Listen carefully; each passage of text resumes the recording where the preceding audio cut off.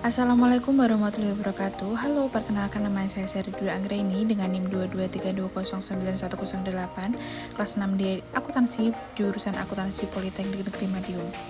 Jadi, tujuan dari pembuatan video ini adalah untuk memenuhi nilai ujian akhir semester saya dalam mata kuliah Etika Profesi dan Bisnis yang diampu oleh Ibu Asri Primasiwi SI MSc.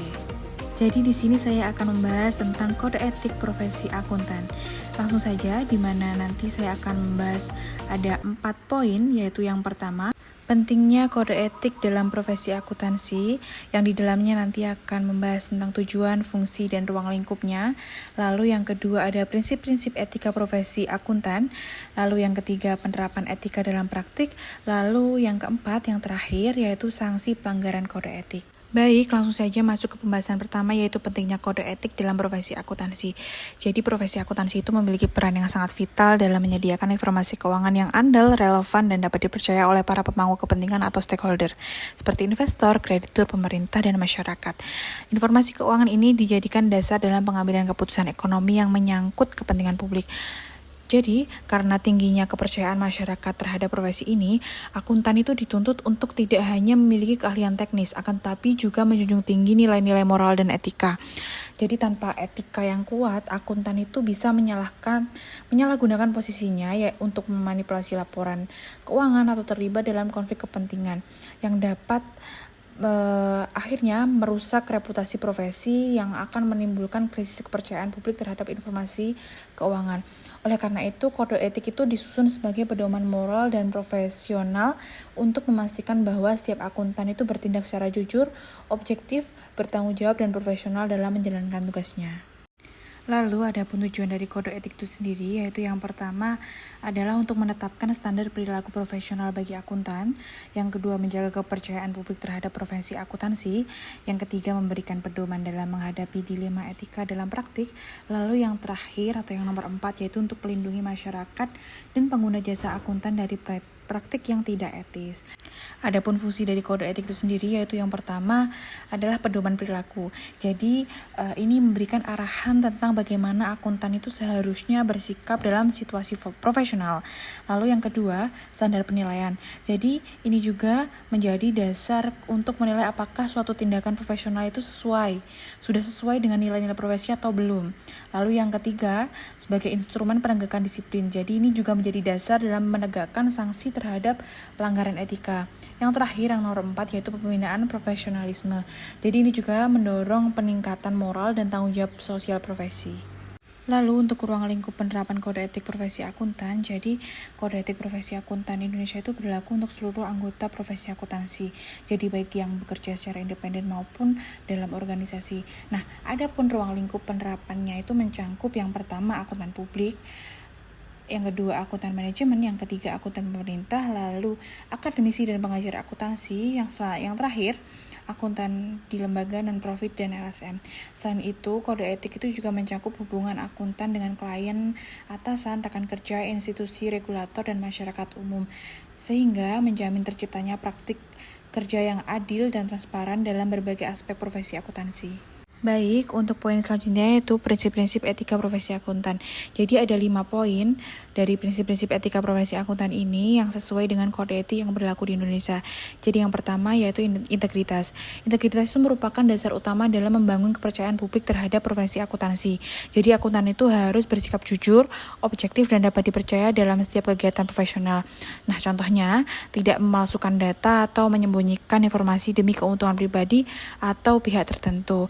Jadi integritas ini itu menuntut akuntan untuk tetap berpegang pada kebenaran meskipun ada tekanan atau godaan yang menyimpang. Lalu yang kedua yaitu objektivitas. Nah, objektivitas ini berarti akuntan itu harus bebas dari segala bentuk bias, konflik kepentingan, tekanan pribadi, ataupun pengaruh eksternal. Jadi seorang akuntan itu tidak boleh membiarkan pendapat, hubungan pribadi, atau tekanan ekonomi itu mempengaruhi penilaiannya. Jadi contohnya, jika seseorang auditor itu memiliki hubungan dekat dengan klien, maka independensi dan objektivitasnya akan terganggu dan seharusnya mengundurkan diri dari pekerjaan tersebut. Lalu yang ketiga yaitu kompetensi profesional dan kehati-hatian. Jadi akuntan itu harus memiliki pengetahuan, keterampilan, dan dan kemampuan profesional yang memadai dan selalu diperbarui. Selain itu, akuntan itu harus berhati-hati dan cermat dalam memberikan jasa dengan memperhatikan standar teknis dan profesional yang berlaku. Nah, ini ada contoh. Jadi jika ada perubahan dalam standar akuntansi, akuntan itu wajib mempelajari dan menerapkannya dengan benar agar hasil pekerjaannya itu tetap relevan dan akurat. Lalu selanjutnya yang keempat yaitu kerahasiaan. Nah, akuntan itu wajib menjaga kerahasiaan informasi klien atau pemberi kerja. Jadi, baik selama hubungan kerja berlangsung maupun setelahnya. Nah, informasi itu tidak boleh diungkapkan tanpa izin, kecuali diwajibkan oleh hukum atau peraturan. Misalnya, akuntan tidak boleh membocorkan informasi keuangan klien pada pihak lain demi keuntungan pribadi atau untuk merugikan klien. Lalu yang terakhir, yang kelima, yaitu perilaku profesional.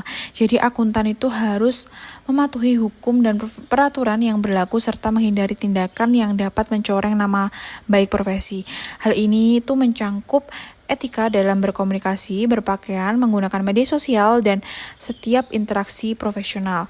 Nah, akuntan itu tidak boleh terlibat dalam praktik penipuan, korupsi, atau manipulasi informasi keuangan. Jadi kelima prinsip itu menjadi landasan moral yang harus dijunjung tinggi oleh setiap akuntan agar mampu menjalankan perannya dengan tanggung jawab, menjunjung integritas profesi, dan menjaga kepercayaan publik. Baik, masuk ke poin selanjutnya yaitu penerapan etika dalam praktik. Yang pertama, penerapan dalam layanan audit dan asuransi. Jadi, dalam audit dan asuransi itu independensi dan objektivitas adalah prinsip utama. Jadi, auditor itu tidak boleh terlibat dalam kepentingan pribadi dengan klien dan harus memberikan opini yang jujur atas laporan keuangannya.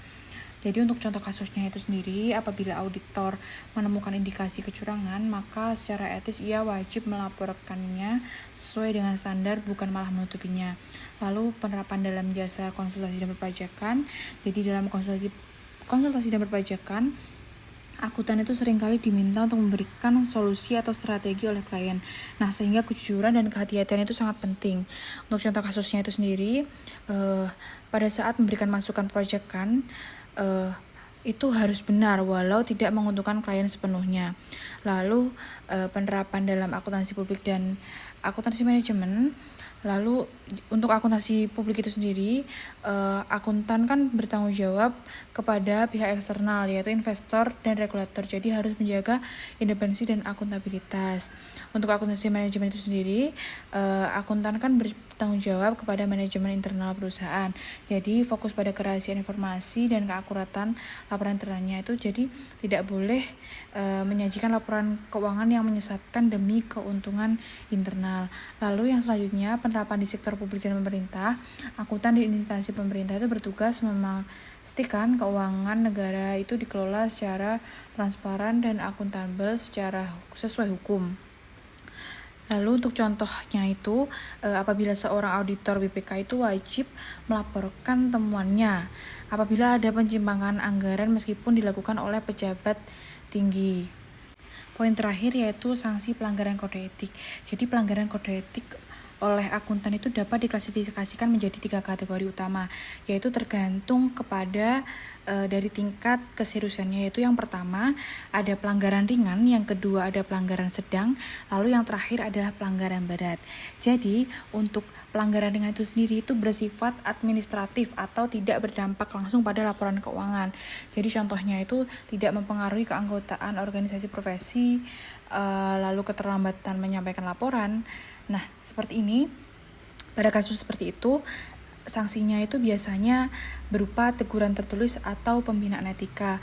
Lalu untuk pelanggaran sedang itu sudah mempengaruhi profesionalisme, tetapi belum menimbulkan kerugian yang besar. Jadi kemungkinan kerugiannya masih nominalnya masih kecil, atau pelanggaran hukum serius.